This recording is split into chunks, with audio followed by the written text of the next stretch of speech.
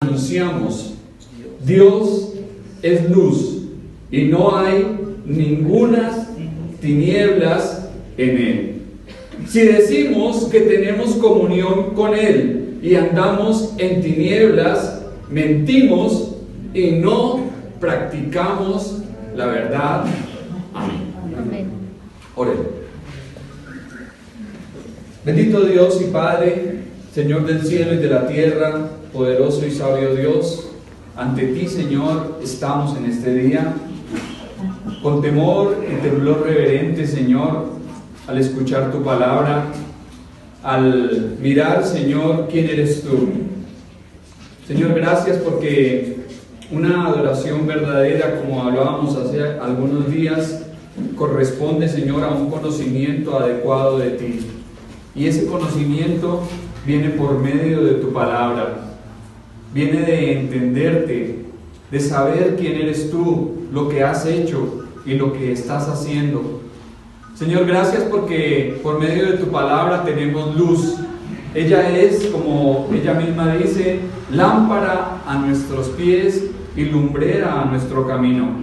Te rogamos, Dios, que en esta mañana, Señor, abras nuestro entendimiento para que podamos recibir tu palabra con disposición en el corazón. Quita toda pesadez, quita todo aquello, Señor, que estorbe que tu palabra caiga en buena tierra y lleve fruto en abundancia.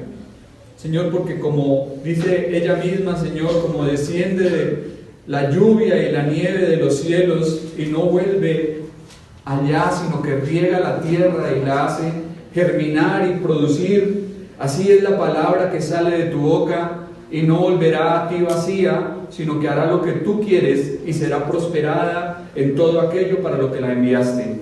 Señor, envía tu palabra a nosotros en este día, háblanos a través de ella, danos instrucción, corrígenos si es necesario, Señor, que tu palabra produzca en nosotros lo que tú deseas para la gloria de tu santo nombre.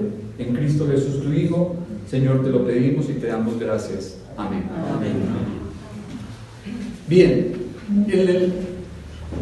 en la introducción hablábamos de varias cosas, ¿no? Hablábamos de varios subtemas. Decíamos que el autor de esta carta es ¿quién? Juan. ¿Cuál Juan? El apóstol Juan, el discípulo amado, quien hizo parte del grupo íntimo del Señor, junto con Pedro y Jacobo, su hermano. Él era hijo de un hombre llamado Zebedeo, perteneció a una familia, allí su padre tenía una empresa pesquera en el mar de Galilea, la cual dejó cuando nuestro Señor le llamó. Por seguir a Cristo, él abandonó las redes, abandonó su trabajo y desde allí todo el tiempo dedicó su vida a servir al Señor. Él puede decir que ha estado en el ministerio del Señor, le ha visto de una manera especial, le ha escuchado, ha visto lo que Jesús ha hecho, ha presenciado sus obras, sus milagros, sus extraordinarias enseñanzas, y él da testimonio acá. Lo que Juan dice, veíamos en los primeros versículos, lo que hemos visto con nuestros ojos, lo que escucharon nuestros oídos, lo que pudimos contemplar y lo que palparon nuestras manos. Él tocó al Señor después de resucitado, cuando nuestro Señor aparece a sus discípulos y les dice: palpad, yo soy. Ahora está aquí después de muchos años, antes de ser exiliado en la isla de Patmos, está escribiendo estas cartas y está dando testimonio del Señor. Decíamos que uno de los propósitos de esta carta es combatir la herejía. En los días de Juan habían muchos falsos maestros que estaban enseñando herejías destructoras, así como hoy en día también los tenemos.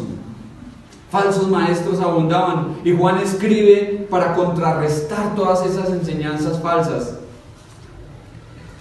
También decíamos que en los primeros versículos lo que veíamos es que la forma como inicia esta epístola es similar a la que empieza el Evangelio. Lo que era desde el principio. Y el Evangelio empieza diciendo: en el principio era el Verbo, y el Verbo era con Dios, y el Verbo era Dios. Entonces, ¿quién era desde el principio? Ese era, hacíamos énfasis en que no hablaba de un principio, de un origen, de un comienzo, sino que hablaba de una eternidad. ¿Quién era desde el principio? En el versículo 1 al finalizar dice: el Verbo de vida. ¿Y quién es el Verbo de vida? Cristo. Cristo nuestro Señor. El Verbo que se hizo carne, que habitó entre nosotros. Y dice Juan: vimos su gloria como del unigénito del Padre, lleno de gracia y de verdad. Entonces ahora lo que acabamos de ver en el versículo 3 es que Juan insiste en lo que ha venido diciendo. Dice: lo que hemos visto y oído, esto os anunciamos, para que también vosotros tengáis comunión con nosotros. Y nuestra comunión verdaderamente es con el Padre y con su Hijo Jesucristo. Estas cosas os escribimos para que vuestro gozo sea cumplido. Como testigo del ministerio de Jesús, Juan estaba en condiciones para enseñar la verdad acerca de él. Había muchos falsos maestros en esa época que estaban diciendo cosas de Jesús que no correspondían a la verdad. Entonces por eso Juan dice aquí: lo que hemos visto, lo que hemos oído, lo que hemos contemplado y lo que palparon nuestras manos. Eso es lo que os anunciamos. Los apóstoles no mantuvieron la maravillosa noticia como un secreto. ¿Qué hubiese ocurrido si ellos se hubiesen quedado con lo que el Señor les dio solamente para ellos? No estaríamos hoy aquí nosotros. Si ellos hubiesen guardado esa maravillosa noticia solamente para ellos, ¿sí? Si hubiesen quedado callados, seguramente la obra de Cristo hubiese quedado como un fracaso. Pero vemos que cada uno de ellos hizo lo que le correspondía, su parte. Y aún hasta el momento continúan dando testimonio, porque al mirar esta carta seguimos firmes en el testimonio de Juan, que es el testimonio que Dios nos ha dado en su palabra. Ellos entendían que la base de toda comunión es lo que Juan está diciendo acá. Comunión, mire que la palabra comunión aparece acá. La verdadera comunión, nuestra comunión es con el Padre y con su Hijo Jesucristo. Entonces, alguien decía que la vida cristiana es de comunión, es una vida de comunión. Comunión con Dios, ¿sí? Comunión con Dios y comunión con los hombres. Y podemos ver que ese es el pilar fundamental del mensaje cristiano: amor a Dios y amor al prójimo. Por lo tanto, la comunión de la que Juan habla aquí no debe ser algo momentáneo, sino una experiencia continua. Es algo que no equivale a relaciones sociales simplemente. El discípulo amado da a entender a sus lectores que debían hacerse como él, partícipes y socios en su posición de la vida eterna. ¿Sí? Que ellos, al igual que él, deberían tener la vida eterna. ¿Y quién es la vida? Cristo. ¿En quién se encuentra la vida eterna? Jesucristo. En Jesucristo. Así que Juan no solo escribe para afirmar la realidad física del Señor, sino también para producir salvación en sus lectores. Él quiere que ellos sean salvos. Él desea que ellos alcancen la salvación, y por eso está escribiendo. Así pues, queda claro que los genuinos cristianos nunca están fuera de la comunión. ¿Qué dije? Así queda claro que los verdaderos cristianos, los verdaderos creyentes, los verdaderos hijos de Dios nunca están fuera de la comunión. Es decir, que toda persona que ha creído realmente en Cristo debe tener comunión. ¿Comunión con quién? Con Dios, y comunión con los hijos de Dios, con el pueblo de Dios, con la familia de Dios. Y esa es precisamente la verdad que tenemos aquí. En otro tiempo, ¿cómo andábamos? ¿Cómo andábamos cuando estábamos sin Dios? Muertos, perdidos, sin esperanza, sin Dios, sin ley, en el mundo, esclavos del diablo, del pecado, de la carne, ¿sí? Andábamos como hijos de desobediencia, pero ahora fuimos introducidos en la comunión cristiana, comunión con Dios, ¿sí? Cuando nos acercamos a Dios y podemos tener compañerismo con Él, entonces disfrutamos de esa comunión, pero al tener comunión con Dios también tenemos comunión con la iglesia. No existe tal cosa como esas personas que dicen: yo no necesito congregarme, yo no voy a ninguna iglesia porque ¿eso para qué? ¿Eso para qué, hombre? Dicen muchos: ¿eso para qué? Yo no necesito ninguna membresía, eso a mí no me hace falta. He escuchado a muchos que hablan de esa forma. No, un verdadero hijo de Dios, un verdadero cristiano, alguien que ha conocido realmente al Señor, es alguien que tiene comunión con Dios y comunión con los hijos de Dios. Debemos congregarnos. Hace algunos días hablábamos de la importancia de congregarse, ¿no? Y nuestro pasaje era allí en Hebreos: no dejando de congregarse, como algunos tienen por costumbre, sino exhortándoos, estimulándoos al amor y a las buenas obras. ¿Sí? Es importante tener comunión con la familia de Dios, con el pueblo de Dios, con los redimidos, con aquellos que Dios ha salvado. Si usted cree que eso no es importante, entonces tal vez no hace parte de la familia. No hace parte de la familia. Entonces, en otro tiempo, como ya les dije, andábamos perdidos, muertos, alejados de Dios, pero ahora somos introducidos en la familia, introducidos en el hogar, y al estar allí en la familia de Dios tenemos comunión. Y esto es algo hermoso, esto es algo grande. Y esa comunión que debemos tener también nos lleva a declarar la misma verdad acerca de la encarnación de Jesucristo. No podemos negar que el Señor fue totalmente humano y totalmente divino.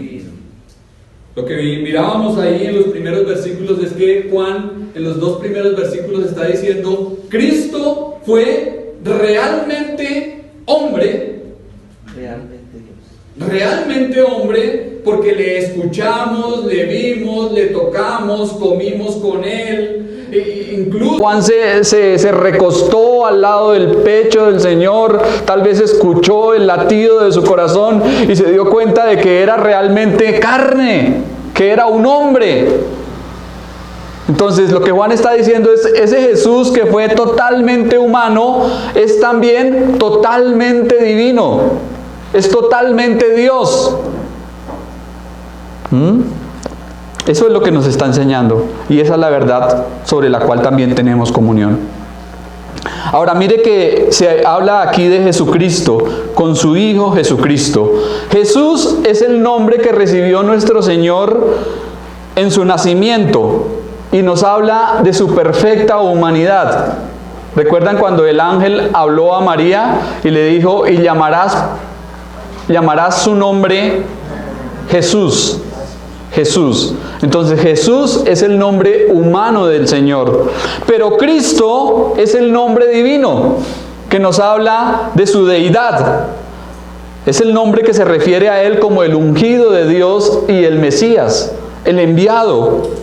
Entonces en Jesucristo tenemos al hombre, pero también tenemos a Dios, el verdadero Dios. Los apóstoles le vieron le escucharon, le contemplaron y le palparon durante varios años en los cuales presenciaron su santidad, su sabiduría, sus milagros, su amor y su misericordia. Incluso ellos también le vieron crucificado. ¿Recuerdan quién estaba allí cuando el Señor dice: mujer, he ahí a tu hijo, hijo, he ahí a tu madre? ¿A quién se dirigió el Señor? A Juan, a Juan. Le estaba encomendando a María. Dice que desde aquel día él la recibió en casa. El Señor le estaba encomendando a Juan, a su madre. Entonces ellos le vieron crucificado, pero después también le vieron resucitado. Le vieron resucitado. Ellos fueron testigos presenciales de que realmente Cristo estuvo muerto allí en la cruz, pero también le vieron cuando resucitó al tercer día y le tocaron y incluso comieron con él. Se dieron cuenta que era real.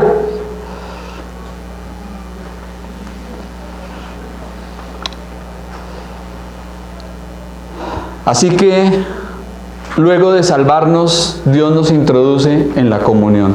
No hay nadie que sea realmente salvo que no esté en la comunión cristiana.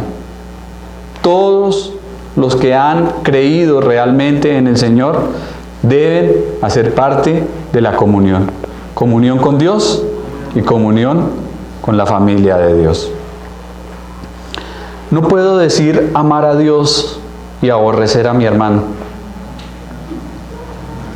¿Qué dice la palabra al respecto? Si alguno dice que ama a Dios que no ha visto y aborrece a su hermano que sí ha visto y que le puede ver, ¿qué es? Es un mentiroso. Sí, es un mentiroso. No podemos decir amar a Dios y aborrecer a nuestros hermanos, aborrecer a nuestra familia en la fe. No podemos decir, no, yo no necesito de iglesia, hablar más de la iglesia. ¿Sí? Si realmente hemos conocido al Señor Jesucristo, si realmente tenemos comunión con Él, entonces haremos parte del pueblo. Estaremos allí gozosos en esa comunión con el pueblo que el Señor ha redimido también. Si amo al Señor y permanezco en comunión con Él, no puedo pelear, disgustar ni contender con aquellos a quienes Jesús ama y por quienes también derramó su sangre. Entonces, eso hace parte de la comunión. La vida cristiana es una vida de comunión. Así que no gozar de una relación de comunión es no ser cristiano. No gozar de una relación de comunión es no ser cristiano. Juan deseó traer gozo a los suyos. Algo que se menciona aquí que también es muy importante: comunión y gozo. ¿La comunión nos da gozo? ¿Por qué? Primero que todo, la comunión con Dios. Hablemos de la comunión con Dios. ¿Nos da gozo?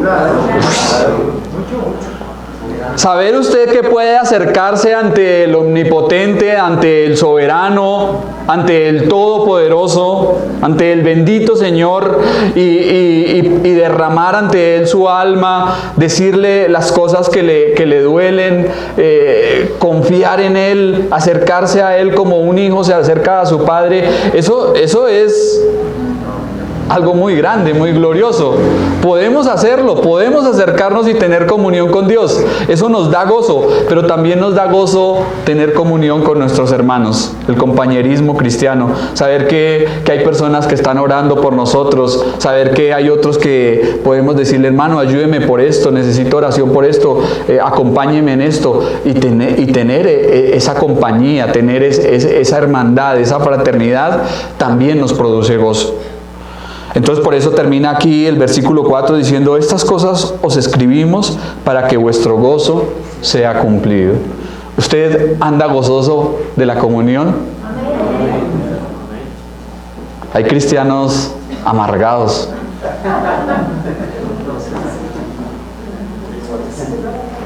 Como dijo alguien por ahí una vez, era tan amargado que le dio un mordisco al limón y apenas el limón hizo...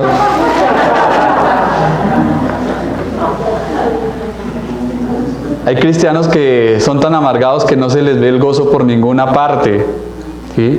Pero el gozo es un fruto del Espíritu, hace parte del fruto del Espíritu. Se menciona de segundo después del amor, y es muy importante. El gozo del Señor es nuestra fortaleza, y el gozo no depende de las circunstancias. El gozo que el Señor nos da no depende de lo que vivamos, no depende de las tribulaciones, no depende de las enfermedades, no depende de la escasez, no depende de nada. Es algo que el Señor nos ha dado para que lo disfrutemos. El gozo del Señor es nuestra fortaleza.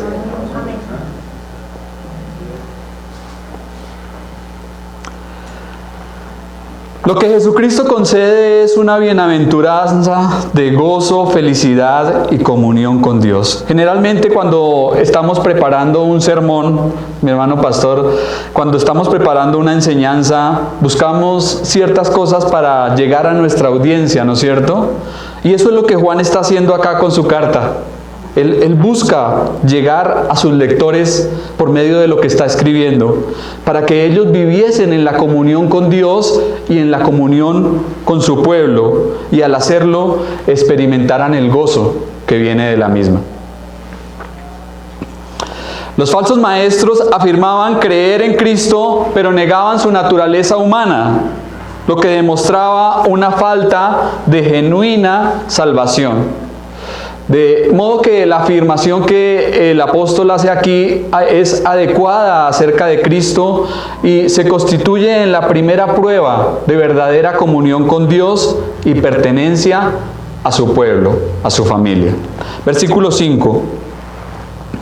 Este es el mensaje que hemos oído de Él y os anunciamos.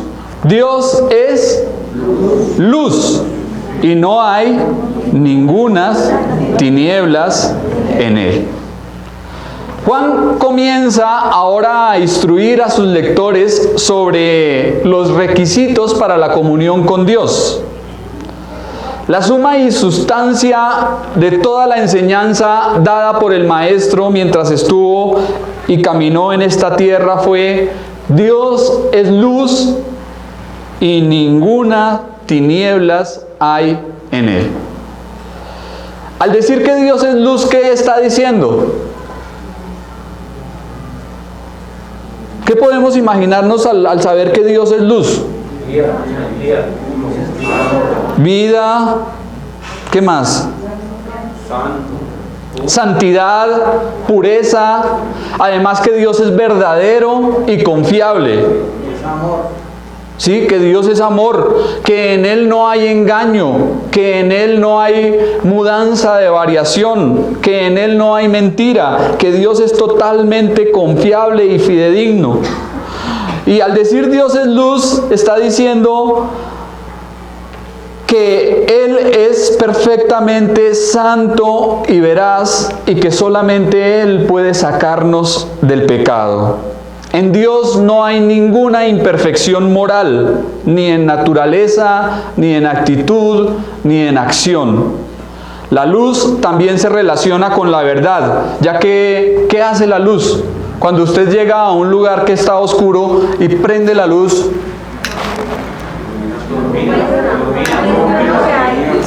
alumbra y expone. La luz expone. Entonces, mire usted que hoy en día el mundo no difiere mucho entre lo bueno y lo malo. ¿Por qué será? Porque no hay luz, porque no está Dios, porque no se atiende a la verdad, menos se practica. Entonces la gente dice, no, pero Eso puede ser correctamente y socialmente aceptable, ¿sí? Pero si vamos a lo que Dios dice, si vamos a su palabra, vemos que es pecado y que está mal, ¿sí? Porque quien determina lo que está bien y lo que está mal es Dios, y lo hace por medio de su palabra. Entonces la luz expone. El pecado no puede existir en la presencia de un Dios santo. Así que si queremos tener comunión con Él, ¿qué debemos hacer? Si queremos andar en la luz, ¿qué debemos hacer?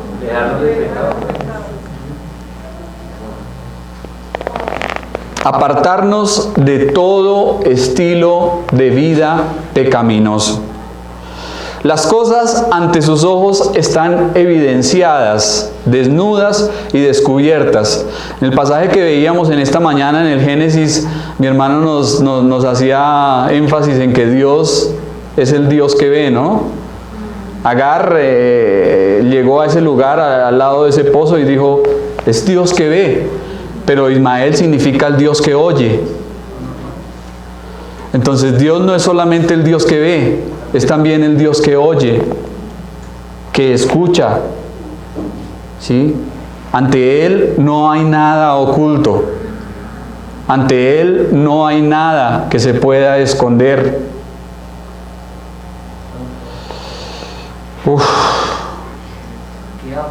Eso es profundo.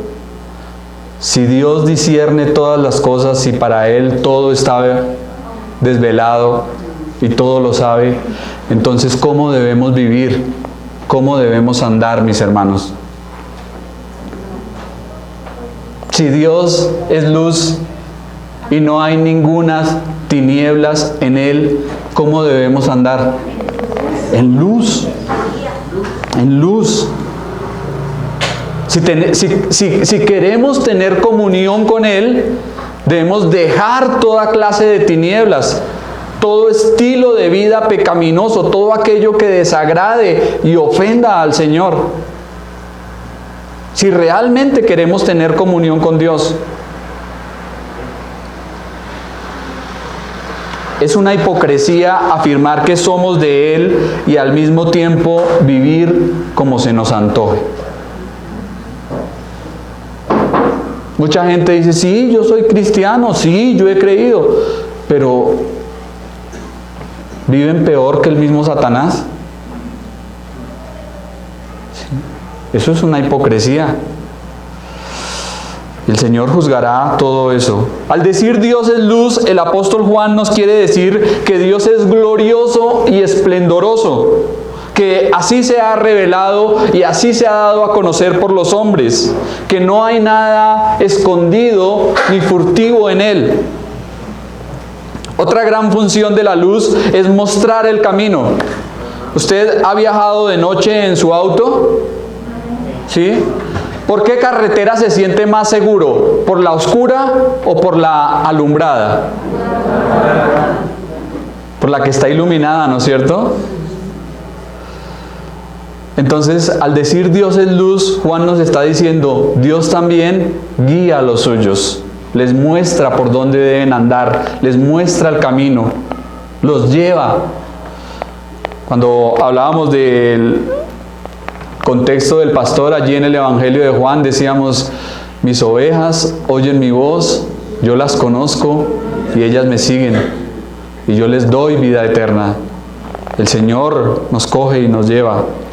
¿Sí? Con Él vamos de la mano, Él no nos desampara, y a veces tropezamos, a veces tiene que coger el cayado y quebrarnos una patica para que estemos un poquito más reposados, más quieticos, y nos duele y sufrimos, pero el Señor sabrá llevarnos a un buen término, porque nadie de los que el Padre, ninguno de los que el Padre le ha dado, se perderá.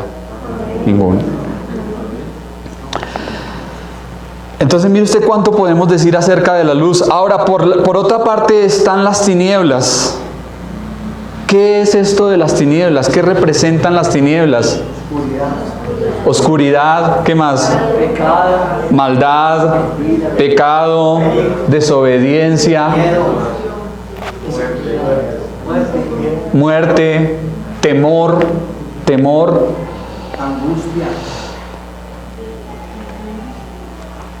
Pablo le escribe a los hermanos y les dice: en otro tiempo erais tinieblas, pero ahora sois luz en el Señor. Los cristianos no están en las tinieblas porque son del día. No andarán en las tinieblas como lo hacen aquellos que no conocen a Cristo. En el prólogo del Evangelio vimos que Juan dice que la luz brilla en las tinieblas y las tinieblas no le han vencido. Hay una enemistad entre la luz y las tinieblas, pero generalmente las tinieblas son ausencia de la luz. Ausencia de la luz. Entonces, Jesús invita a los suyos a andar en luz, porque el que camina en oscuridad no sabe a dónde va, ni tampoco con qué tropieza. Yo no sé si ustedes han mirado y han visto los sitios de pecado. Generalmente son sitios iluminados u oscuros. Oscuros. La gente busca la oscuridad para pecar. ¿Por qué? Para ocultarse, ¿sí? Para no ser evidenciado.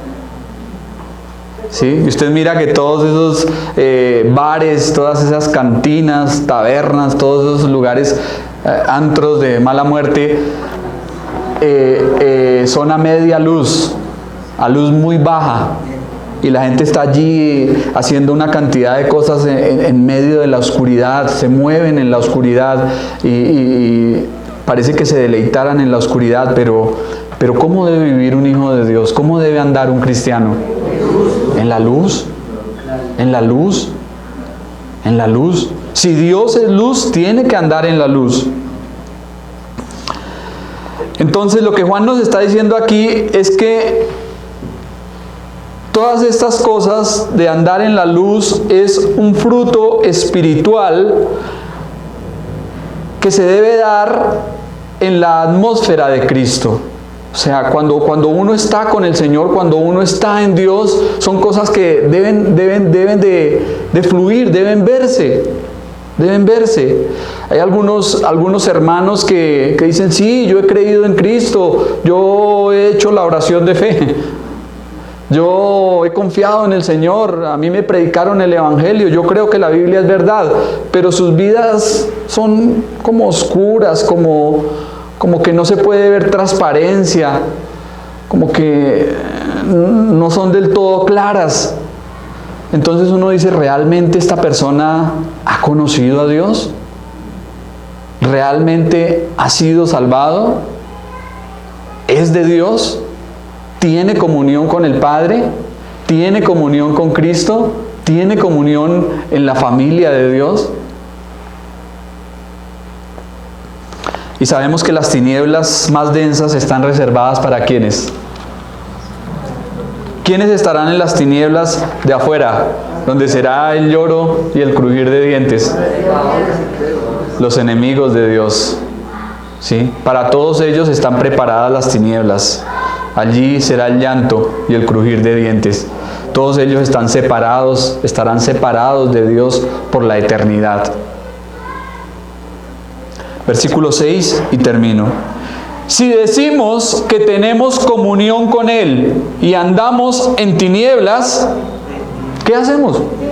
Mentimos y no practicamos la verdad. La luz y las tinieblas no pueden existir simultáneamente. Donde hay luz, no hay tinieblas. Donde hay luz, no hay tinieblas. Y donde está Dios,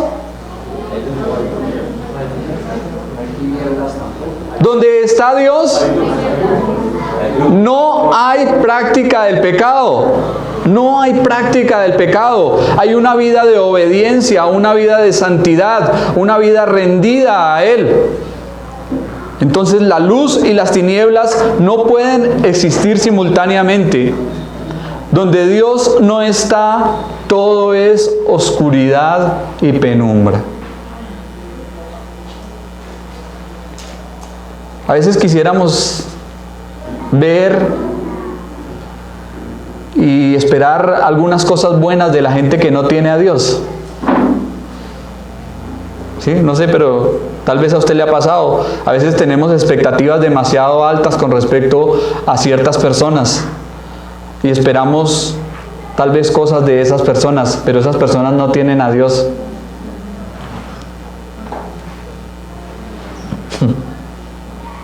¿Será que hacemos bien?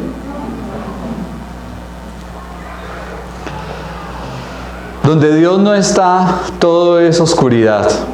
Y usted no puede esperar nada bueno de las tinieblas. No puede esperar algo bueno donde Dios no está. Entonces, en la vida de alguien que dice ser cristiano, debe andar en luz. Si anda en tinieblas es porque no está en comunión con Dios. Ya dijimos que la vida cristiana es una vida de comunión, y aquí Juan confronta a los falsos maestros. Ellos afirmaban que estar con Dios, pero continuaban viviendo como querían. Entonces decían, no, sí, nosotros enseñamos a Cristo y anunciamos el Evangelio, pero algo que hacían era que no le daban importancia a la carne. No le daban importancia al cuerpo. Entonces para ellos pecar y la inmoralidad sexual era algo normal. ¿Sí? Le daban satisfacción a los placeres sexuales de una manera desmedida, y ellos, no, para eso no es malo, eso no es malo. Incluso ellos llegaron a creer que podían ser salvos, que tenían la salvación y no la perdían, y que podían hacer lo que quisieran con el cuerpo y que eso no les iba a afectar en nada, que eso no les iba a causar ningún mal ni ningún daño. Y lo que Juan les está diciendo acá es no, eso no es así. Si alguno tiene comunión con Dios, si anda en tinieblas, ¿sí?, es un mentiroso que no practica la verdad. ¿Sí? Si usted anda en tinieblas, no ha conocido a Dios, no tiene comunión con Él. Una prueba de que alguien realmente ha conocido la luz es que anda en luz. Eso es lo que Juan está enseñando y lo que nos está diciendo acá. No podemos amar a Dios y coquetear con el pecado al mismo tiempo. El término andar es una figura del lenguaje que se refiere a la conducta de la vida cristiana. Andar. Siempre vamos a mirar ese verbo, ¿sí?, para referirse a eso, a la vida cristiana, el hábito continuo en la vida cristiana. Andar. ¿Cómo anda usted? Que no le pase como aquel humorista que salía por ahí diciendo, ¿y yo por qué camino cojo? ¿Sí? ¿Cómo está andando? ¿Cómo es su andar? ¿Anda en la luz o anda en la oscuridad? No puede un día andar en luz y al otro día andar en tinieblas. O está en la luz o está en las tinieblas. Las dos cosas no pueden existir simultáneamente. Ahorita al finalizar tenemos, si quieres hacer alguna pregunta o alguna intervención, ¿vale? Si alguno dice tener comunión con Dios y vive en pecado, es mentiroso y no practica la verdad. Mire que aquí se nos dice algo interesante con relación a la verdad, y es que la verdad debe ser, ¿qué cosa? Practicada. Generalmente cuando hablamos de la verdad o pensamos en la verdad, tenemos la idea de que se trata de un concepto. ¿Sí? Pero si miramos por la palabra de Dios, la verdad, ¿quién es? Ahí está. Yo soy el camino, la verdad y la vida. Entonces, la verdad no es un concepto bíblicamente. La verdad es una persona. Una persona, Jesucristo. Jesucristo. ¿Practica usted la verdad? ¿Practica usted la vida cristiana en su práctica diaria? ¿Vive a Cristo?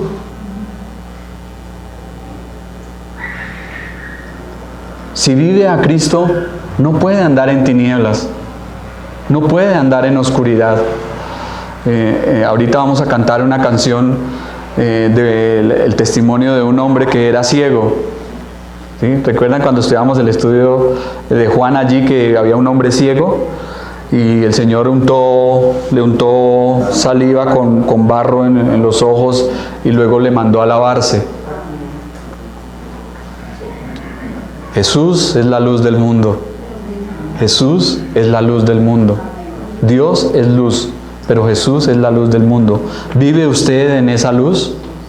¿Practica la verdad? A veces es triste ver cómo algunos hermanos mienten en cosas tan insignificantes, cosas simples. Uno les dice, hermano, ¿qué pasó que no lo vi el domingo? Ay, hermano, es que le salen a uno con unas excusas tan rebuscadas. Algo tan sencillo como eso y salen con unas cosas que uno sabe que están diciendo mentiras. ¿Para qué? Eso no es practicar la verdad. ¿Sí? Sabemos que la verdad es de Dios y el que practica la verdad es de Dios, pero también que el mentiroso es del diablo. El mentiroso es del diablo porque Satanás es padre de mentira, es engañador. Entonces, mis hermanos, que el Señor nos ayude, que el Señor nos guarde.